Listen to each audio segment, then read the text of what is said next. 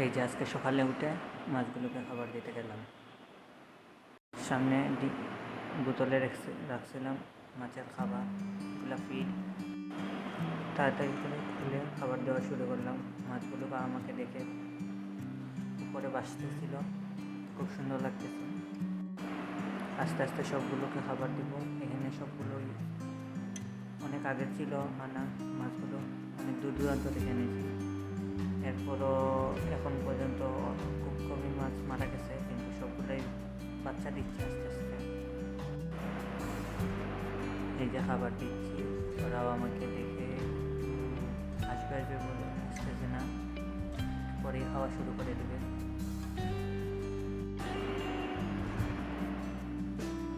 মাছগুলোকে দেখতে অনেক ভালো লাগে সবসময়।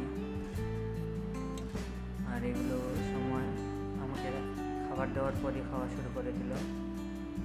এগুলো হলো মলি।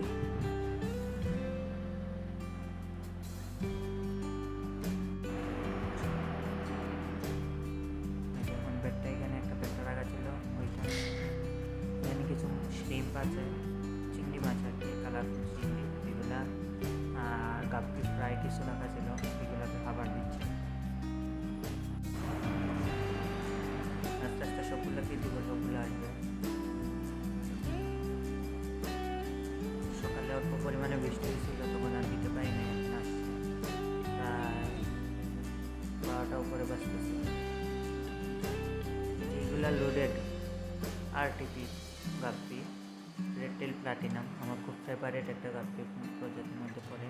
এগুলো বেশিরভাগ ফিমেলগুলোই লোডেড, হয়তো কিছু বাচ্চা দেওয়া শুরু করে দিয়েছে। এদের জন্য জায়গা রেডি করবো, আজকে রেডি করতে হবে, নাহলে এগুলো একটু স্বভাব বাচ্চা খেয়ে পেলাম। এগুলো আমার ব্ল্যাক মস্কো অন্যতম ফেভারিট একটা গাপ্পির প্রজাতি। এখানে একটা ফিমেল ছিল লোডেড, ফ্রাই দিচ্ছে, মেবি অন্য শিফট করে দিয়েছি। ওই যে ওই পার্টিকুলার এখানে একটা জায়গা দিয়েছি, যাতে বাচ্চা দেওয়ার পর মাটাকে আবার বড় সেট আপে রেখে দিব। সবগুলোকেই ইয়ে করতেছি, বাচ্চার জন্য এই জায়গাটা রেডি করবো, এর জন্য রেডি করতেছি। ব্যাগটা ফিশটা নিয়ে যাবো, অন্যত্র জায়গা দিয়ে দিব, আর এখানে ফ্রাইগুলো রাখবো। এই যে এখানে আরেকটা ব্যাগটা, এটা মেবি অ্যাডাল্ট হয়ে গেছে, এর জন্য বুট তুলতেছে। এটাকে আবার ফিমেল একটা আছে, ওইটাকে দিয়ে দিব। এখন চলে যাই পানি সেট আপের জন্য, নতুন ফ্রাইগুলোর জন্য পানি নিলাম, নিয়ে এগুলা রেডি করতেছি। দেখলাম এইটাতে পানি কমে গেছে আস্তে আস্তে, এটাতে কিছু পানি দিয়ে দিব।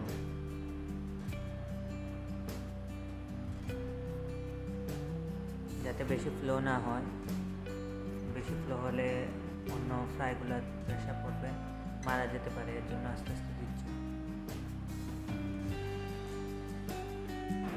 এখন চেষ্টা করব এগুলোকে আস্তে আস্তে পানি দেওয়ার, যাতে স্পেসও পায়, আর পানি দিলে ভালো হয় মাছের জন্য, কিছু পানি এক্সট্রা পেলে স্পেসও পেল।